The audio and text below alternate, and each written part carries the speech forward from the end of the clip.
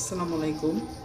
আমি আসলে এত সুন্দর করে ভয়েস দিতে চেষ্টা করব, ভয়েসটা সঠিকভাবে দেওয়ার জন্য। এই দেখেন আমার গরুগুলো গোসল করাইলাম, গোসল করে এখন তাদেরকে খেতে দিলাম। বিশেষ করে আমার গরুগুলো অনেক দুষ্ট, বিশেষ করে যাক, আপনাদের মেহেরবানি এবং আপনাদের সহযোগিতায় আমি কাজ করব আমার দৈনন্দিন লাইফ নিয়ে। আমার জন্য সকলে দোয়া করবেন এবং এবং আপনাদের সহযোগিতায় আমার ফেসবুক পেজটা আশা করি গ্রো আপ হবে।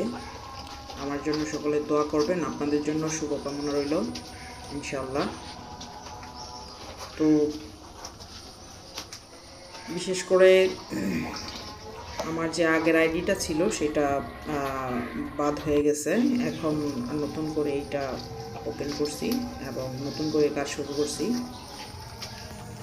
তো সকলে আমার জন্য দোয়া করবেন ইনশাআল্লাহ। আপনাদের জন্য প্রতিদিন ভালো কিছু নিয়ে আসার জন্য চেষ্টা করব আলহামদুলিল্লাহ। আমরা যারা গরু লালন পালন করি, গরু পালন করা আসলে একটা বিশেষ পরিশ্রমের কাজ। যাদের ধৈর্য শক্তি নেই তারা কখনোই গরু লালন পালন করতে পারবে না। তো পরিশ্রমের কোনো শেষ নাই।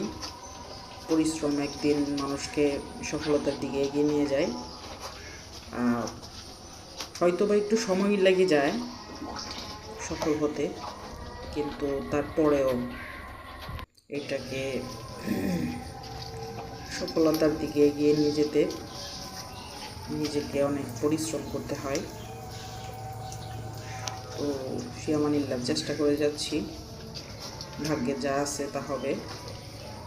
আর এখন বাংলাদেশে বিজনেস করার মতো এরকম পরিবেশ নাই, যে পরিবেশ আছে সেটাতে বিজনেস আসলে করে কেউ উপকৃত হতে পারবে না। আমরা যারা বসে আছি, মানে কাজকর্ম নাই যাদের, তাদের জন্য